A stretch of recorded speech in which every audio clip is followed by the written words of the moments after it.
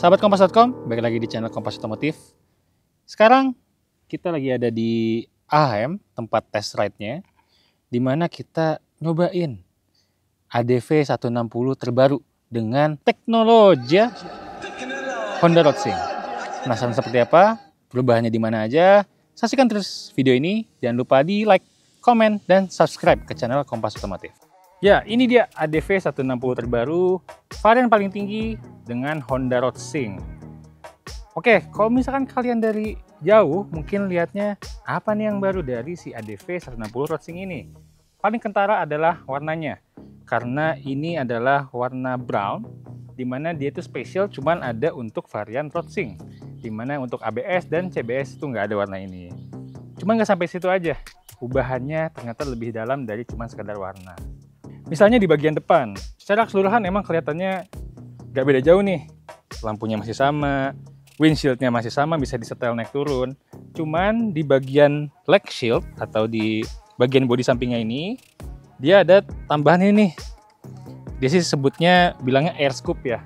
Yang dimana scoop buat udara, cuma sebenarnya ini gak fungsi sih. Tapi emang bikin tampilan dari samping si ADV 160 Roadsing ini lebih gagah. Terus di bagian depan dia ada ornamen yang dicat warna hitam, dimana kalau sebelumnya itu warnanya warna bodi. Jadi itu bikin tambah aksen gagah di bagian depannya. Sebenarnya ubahannya tuh dari tengah ke depan. Jadi dari tengah ke belakang ini nggak terlalu banyak bedanya. Seperti ini, tadinya itu komponennya full warna silver sampai bawah, cuman di sini dibikin cuma setengah. Terus bagian komponen ini tadinya itu warnanya hitam, jadi dia kontras sama warna catnya. Cuman di varian paling baru ini sewarna body, jadi kayak ada kesan flowing atau menyambung dari depan sampai ke bodi belakang, dimana itu nggak ada ubahannya. Paling kalau kalian lebih detail lagi, paling bedanya adalah di bagian jok, dimana sekarang ada jahitan-jahitan, terus seperti ada aksen punuk kayak buat apa, single seat gitu deh. Kalau yang di motor-motor kan dia pakai kombinasi warna yang berbeda. Bahannya juga ada dua nih, bagian si jok penumpang sama pengendaranya. Secara keseluruhan handlebarnya masih sama, dia model fat bar, lebar, memberikan posisi berkendara yang rileks. Cuman kalau dilihat ke sisi kiri sini, di sini yang paling membedakan antara Honda Roadsing sama varian lainnya dan juga ADV yang sebelumnya, dimana komponen si konsol bagian kiri ini semuanya untuk mengendalikan apa yang ada di layar TFT 5 inci.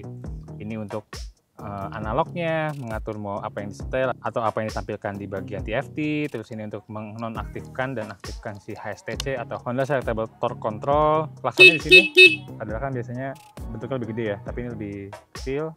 Lampu sen tetap di bawah dan di bagian atas ada lampu untuk pas beam dan lampu jauhnya di sini.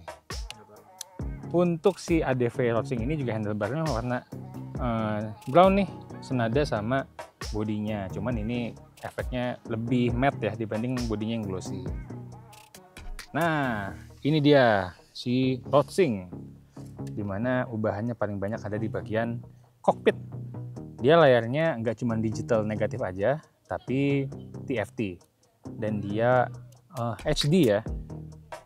Kalau secara interface sih ini kurang lebih sama seperti apa yang kita lihat di PCX 160 ya.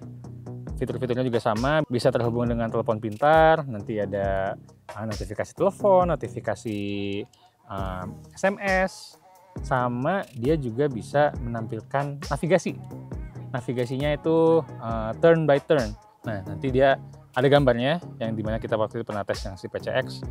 Dia mengarahkan mau belok ke kanan, belok ke kiri, selanjutnya seperti apa. Dan dia juga bisa voice command kalau HP-nya udah terhubung ke intercom yang ada di helm. Nah, di sini di bagian kompartemen depan ini juga sekarang ada colokan. Dia tipenya Type C. Sementara kalau model sebelumnya itu Type A. Nah, kalau rasa berkendaranya gimana sih teman-teman? Sebenarnya seperti biasa, kita ketika launching produknya Honda, kita diajak juga ke test track-nya AHM, di mana kita mencoba di test track-nya yang full aspal dengan lika-liku belokan-belokannya. Kalau si rasanya, ya pasti posisi duduknya dia akan nyaman, dipertahankan kebagusannya atau kelebihannya dari si ADV yang sebelumnya itu tetap dipertahankan. Stangnya lebar, joknya suportif, untuk tinggi saya yang 180 atau 178, kakinya aman lah, nggak jinjit. Nah, karena sama aja, dari mesinnya juga dia nggak berubah, dari kaki-kakinya setupnya nggak berubah, rasa berkendaranya tetap dipertahankan dari model yang lama, di mana dia itu nyaman, dipakai meliuk-liuk juga enak. Tenaganya 160 cc-nya itu halus, motor baru ya, jadi halus banget bawahnya. Rasanya juga ketika dibejak nggak yang bergetar, itu masih enak. Cuman mungkin catatan di suspensi belakang, shock breakernya kita coba di bagian trek itu ada posisi tidur, memang bantingannya sedikit keras. Jadi kalau boncengan sih seharusnya lebih baik, akan lebih baik, akan lebih empuk. Atau kalau misalnya kalian bawa box atau bawa barang di belakang. Jadi setelannya tuh udah setelan siap touring. Nah, ngomong-ngomong soal touring, karena Honda sendiri ngomongin motor ini adalah SUV, kita penasaran banget pengen nyobain si fitur Honda Road Sync-nya, dimana kita bawa motor ini berjalan-jalan kemanapun itu, dan kepake nggak sih si fitur Honda Road Sync-nya? Atau kalian mau malah yang di bawahnya aja yang ABS atau yang CBS kalian? Untuk harga, si Honda ADV 160 Road Sync ini harganya 41.950.000. Dia lebih mahal 1,5 juta dari si ABS yang harganya 40 jutaan. Dan dari CBS itu dia harganya 37 jutaan. Jadi sekian teman-teman video singkat kita review si Honda ADV 160 Road Sync ini. Stay tune terus di channel Kompas Otomotif karena kita semoga ke depan akan mencoba motor ini jalan-jalan dan fiturnya. Kita penasaran banget sama si Honda Road Sync-nya. Jangan lupa di like video ini, komen, dan subscribe ke channel Kompas Otomotif. Sampai ketemu di video selanjutnya. Dadah!